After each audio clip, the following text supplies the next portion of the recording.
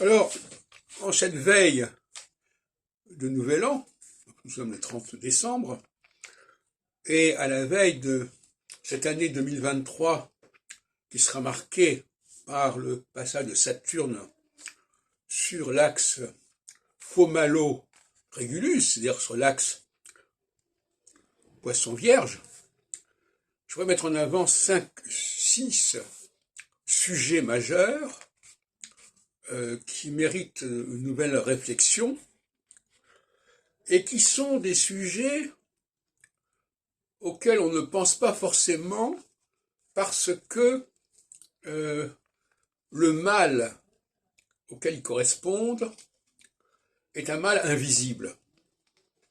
C'est-à-dire qu'on peut très bien vivre dans le mal. Alors que la maladie, au niveau de ce qu'on appelle l'hôpital, etc., c'est un mal visible. Et le grand problème, c'est qu'on s'attache beaucoup plus au mal visible qu'au mal invisible. Alors, moi, je suis plutôt quelqu'un qui s'occupe du mal invisible. C'est-à-dire de pratiques qui sont là, dont tout le monde se contente, et qui sont quand même des mots, M-A-U-X. Alors, il y a le mal. Alors, le mal, on ne va pas jouer sur les mots. Je n'en parle pas le mal, M-A, accent circonflexe L-E, mais le mal, M-A-L. Le mal, justement, c'est aussi la question du masculin et du féminin, qui devrait repréciser quels sont les rôles respectifs des hommes et des femmes. Et ça, aujourd'hui, c'est quand même ce qu'on peut appeler un mal invisible, parce que on joue avec ça, mais on n'en a pas conscience des conséquences, véritablement. Le deuxième mal, c'est celui des religions. C'est le rapport un peu équivoque entre le christianisme et le judaïsme, et plus exactement entre le monde chrétien et le monde juif, entre les chrétiens et les juifs, par-delà la question religieuse. Parce que de la même façon qu'on peut être juif sans suivre le judaïsme, on peut être chrétien sans aller à la messe, mais en épousant quelque part, viscéralement, une attitude antisémite, par exemple. Troisièmement, la question des langues.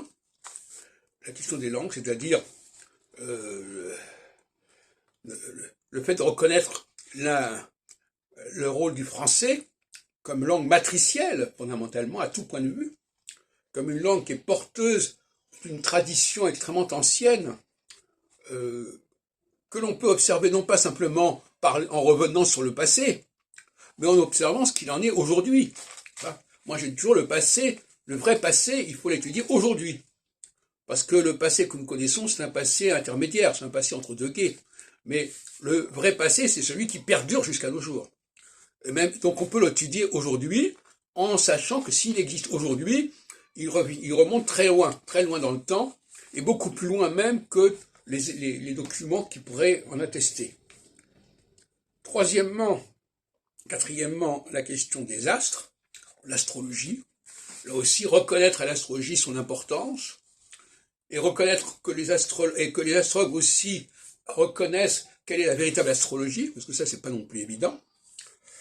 Cinquièmement, la question de Nostradamus, mais d'une manière plus générale, la question de la critique textuelle, la critique biblique, la critique prophétique, la critique des textes, avec toute la question justement de la méthodologie permettant de mettre en évidence des rajouts, des additions, des suppressions, des éditions antidatées, des contrefaçons, etc.